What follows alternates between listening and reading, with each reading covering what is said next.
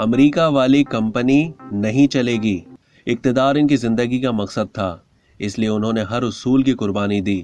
لیکن اب عمران خان کو وزیر اعظم ہاؤس کی ہر دیوار پر یہ لکھا نظر آ رہا ہے کہ انہیں یہاں سے رخصت ہونا اور اس کے بعد اڈیالہ جانا یا پھر لندن فرار ہونا ہے۔ چنانچہ انہوں نے مذہب فروشی کے بعد اب ایک نئی کمپنی کھول لی ہے۔ وہ کمپنی یہ ہے کہ بھٹو کی طرح مجھے امریکہ اقتدار سے نکالنا چاہتا ہے، لیکن لکھ کر رکھ لیں کہ یہ کمپنی نہیں چلے گی۔ بحیثیت مجموعی پاکستانی بے وقوف ہیں اور نہ امریکی۔ وہ جانتے ہیں کہ خارجہ پالیسی کی تشکیل میں عمران خان کا اتنا ہی کردار ہے جتنا کہ پرویز خٹک کا دفاع میں ہے۔ ہاں البتہ چونکہ انہیں وزیر اعظم اور وزیر دفاع کی کرسیوں پر بٹھایا گیا ہے، اس لیے ان کی زبانیں چلنے میں افراط و تفریط سے پاکستان کو نقصان پہنچتا ہے، کسی اور ملک کو نہیں۔ وہ جانتے ہیں کہ بھٹو نے ایٹمی پروگرام شروع کیا تھا، شاہ فیصل کے ساتھ مل کر امریکہ اور اسرائیل کے مفادات کے خلاف اسلامی ممالک کا بلاک بنا رہے تھے، اور اگر سوویت جنگ کا آغاز نہ ہوتا تو وہ سوویت یونین کے ساتھ بھی تعاون کا سلسلہ آگے بڑھانا چاہتے تھے۔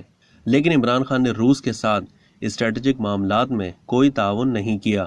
جس پائپ لائن کے معاہدے پر دوبارہ دستخط ہوئے، اس کے ایم او یو پر نواز شریف کے دور حکومت 2015 میں دستخط ہوئے۔ روس کا پہلا دورہ زرداری نے کیا تھا، اور پھر سب سے زیادہ دورے ہمارے آرمی چیف نے کیے ہیں۔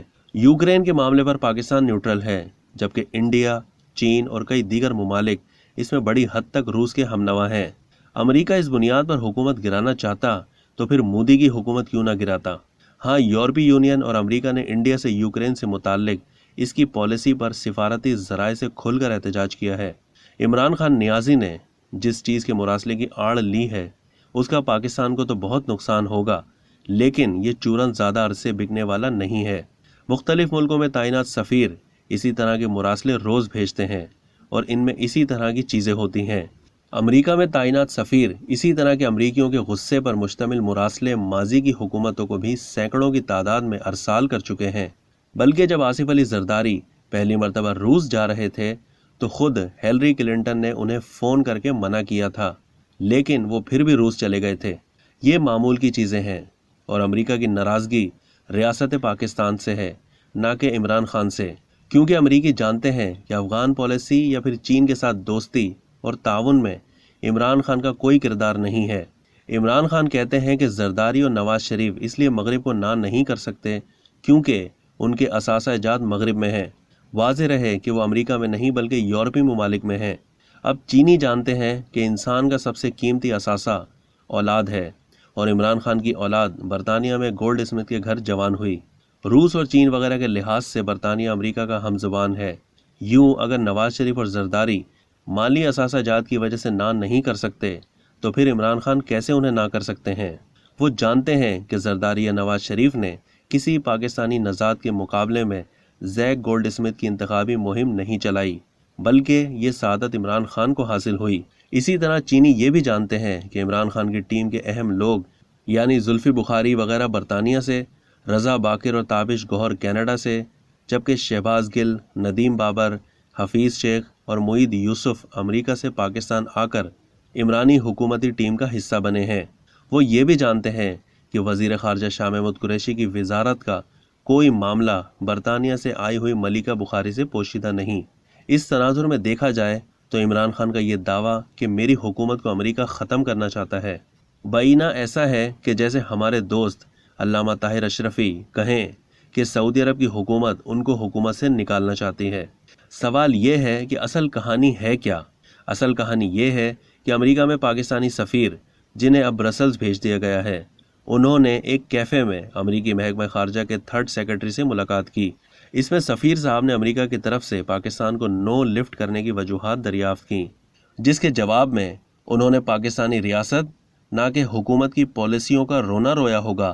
شاید یہ بھی کہا ہوگا کہ عمران خان کی حکومت کی پالیسیوں کی کوئی سمت معلوم نہیں۔ واضح رہے کہ یہ شکایت سعودی عرب، چین، ترکی اور کئی اور ممالک کو بھی ہے۔ شاید اس نے یہ کہا ہو کہ عدم اعتماد کے بعد اگر نئی حکومت آئی اور اس کی خارجہ پالیسی کی سمت معلوم ہوئی تو پھر امریکہ اس سے کام کرنے کے بارے میں سوچے گا۔ اس گفتگو اور دیگر امریکی حکام کے ساتھ الوداعی ملاقات میں انہوں نے جو تاثر لیا उसके मिनट्स या निचोड़ एक केबल की सूरत में भिजवा दिए, जिसके बारे में शुरू में इमरान खान और उनके तर्जुमानों ने यह तासुर दिया कि हमें बराह रास्त धमकी दी गई है, यानी कि अमरीकी ओहदेदार ने बराह रास्त खत लिखकर धमकी दी है। हमें उस वक्त असल कहानी मालूम हुई, लेकिन ये नहीं चाहते थे कि मुल्क या सफ़ीर का नाम सामने आए, क्योंकि इसका पाकिस्तान को नुकसान होगा। इसलिए इस झूठ का जवाब मैंने 28 मार्च को अपने एक ट्वीट की सूरत में दिया, जिसमें ये अर्ज़ किया कि ये ख़त किसी अमरीकी ओहदेदार का नहीं, और अगर हुकूमत ये साबित कर दे कि ख़त किसी अमरीकी मगरबी ओहदेदार ने भेजा है तो मैं सहाफ़त छोड़ दूंगा। अब इमरान खान खुद कह रहे हैं कि वो अमरीकी ओहदेदार का ख़त नहीं बल्कि पाकिस्तानी सफ़ीर का मुरासला है, जिससे मेरी बात की तस्दीक हो रही है।